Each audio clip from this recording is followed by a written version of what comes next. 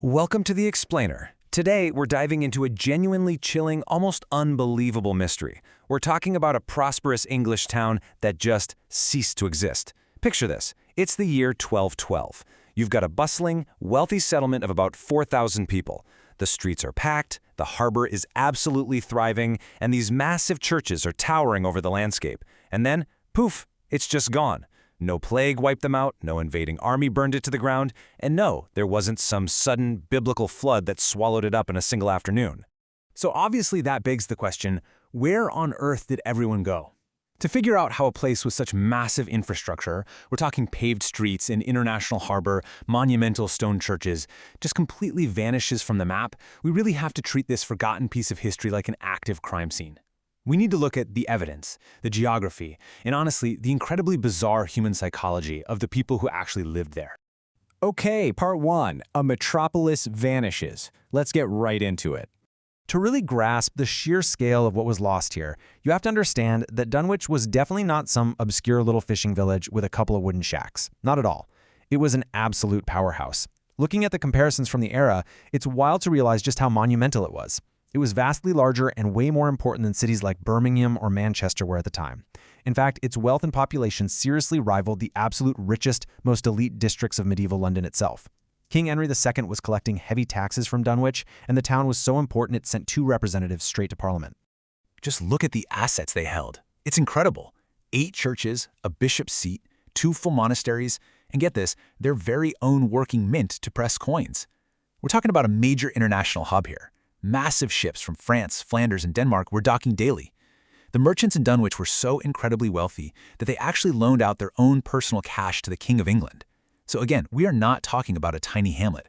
This was a true medieval metropolis. Which brings us to part 2, the night the sea turned. The fate of this metropolis shifted violently, and it wasn't by sword or fire, but by water. The crazy thing is, the transition from a wildly rich international port to a dying, landlocked backwater started literally overnight. Now, the people of Dunwich were totally used to the North Sea, right? They'd lived right next to it for 3 centuries. But January 1286 was different. A sudden, totally catastrophic storm rolled in. By the time the sun came up, the entire harbor mouth, which was the absolute economic artery of the city, was completely choked up, just jammed with thousands of tons of sand and shingle. Ships literally couldn't get in or out. And to make matters worse, over the next 50 years, a relentless barrage of storms just absolutely hammered the coastline, tearing away the land chunk by chunk. By 1330, a full half of the entire town had been lost to the waves. The crucial piece of the puzzle is hidden right here in the geology. You see, Dunwich wasn't built on hard, unyielding bedrock. It was built on something called glacial till. This is essentially soft, unconsolidated sediment left behind by ancient glaciers. It's basically just packed dirt and gravel, which makes it incredibly vulnerable to rapid coastal erosion. So, what this means is that the residents didn't just lose their town in one dramatic collapse. No, it was so much worse. They agonizingly watched their childhood churches, their bustling marketplaces, and their family homes just slowly crumble into the sea, generation after generation. Just imagine walking to your neighborhood church one morning and finding nothing but open sky where the building used to be. Moving on to part 3. The town of denial. Now, the story we normally hear about natural disasters is one of evacuation, right? People pack up and leave. But the psychological reaction of Dunwich's citizens was, well, entirely different. By the year 1400, a staggering 3/4 of the town had completely vanished into the ocean. 3/4. Yet this stubborn remnant of the population utterly refused to leave. They just clung to the cliff edge. They even went so far as to physically pick up and move their remaining working parish, All Saints Church, back from the precipice. And they didn't just do this once. They moved it twice, just to keep it from tumbling into the dark water below. If you really want proof of their mindset, just look at these court records from the 1500s. They reveal this eerie, town-wide collective denial. You had residents who were stubbornly paying taxes on properties, houses, and streets that were, quite logically and physically, sitting right at the bottom of the sea. They were literally being taxed on underwater ghost streets because they simply couldn't admit that everything their families had built and their entire inherited legacy was just gone. The slow, agonizing death of what was once England's 6th largest city finally wrapped up over 600 years after that very first storm. The final service at All Saints Church was held in 1755. After that, it just sat there, abandoned on the cliff edge for another century and a half. Finally, in 1919, the very last stone of the final church tower tumbled over the edge and into the waves. That leads us into part 4, Sunken Secrets Uncovered. See, that wasn't actually the end of the story. Because Dunwich didn't burn to ash, and it wasn't crushed under a volcano like Pompeii. It just slid, slowly and relatively intact, into about 10 to 15 meters of shallow coastal water. When a team from the University of Southampton ran high-tech sonar over the area in 2008 and then actually sent divers down in 2013, they absolutely stunned the academic community. They found the main marketplace, the former beating commercial heart of the city, perfectly preserved right there on the seafloor.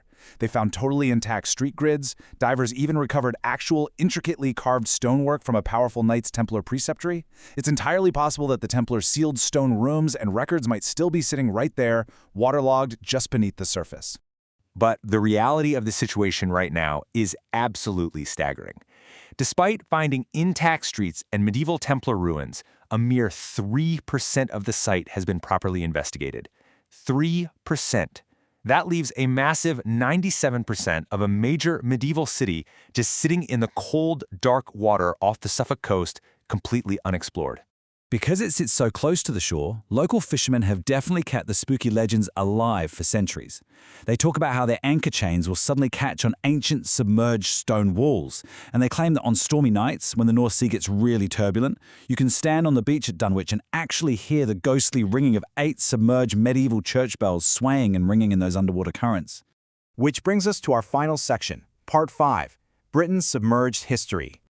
Now sure, scientists might rationally chalk those phantom bells up to gas bubbles or wave resonance, but the physical reality of Dunwich reveals a much larger, frankly more uncomfortable truth. We usually think of history as this accessible, written record that gets neatly passed down to us. But Dunwich had scribes, tax ledgers, merchant accounts, massive archives, and they are all just inaccessible sitting underwater. And researchers now believe Dunwich isn't some unique, isolated incident. There are dozens of other settlements, ranging from tiny medieval villages all the way up to massive submerged Roman forts that have been slowly swallowed by the sea all around Britain for millennia. It really forces us to pause and ask a profound question. How many other Dunwiches are out there? The sea didn't truly erase Dunwich, did it? It just moved it to a place we haven't fully looked yet. So how many other unwritten histories, forgotten commercial hubs, and lost human lives are sitting in shallow water right now all over the world, just waiting for someone to finally look down and discover them? The vanishing of Dunwich really fundamentally changes how we view the permanence of our own cities. It kind of makes you wonder, which of our modern coastal metropolises will be nothing but a phantom bell ringing under the waves 1,000 years from now? But hey, if you found this lost coastal metropolis fascinating, just wait until our next explainer. We're going to investigate a city that disappeared in the exact opposite direction. It's one of the most bizarre cover-ups in the ancient world, featuring a massive city deliberately buried by its own rulers just to erase it from existence. Trust me, you absolutely won't want to miss it.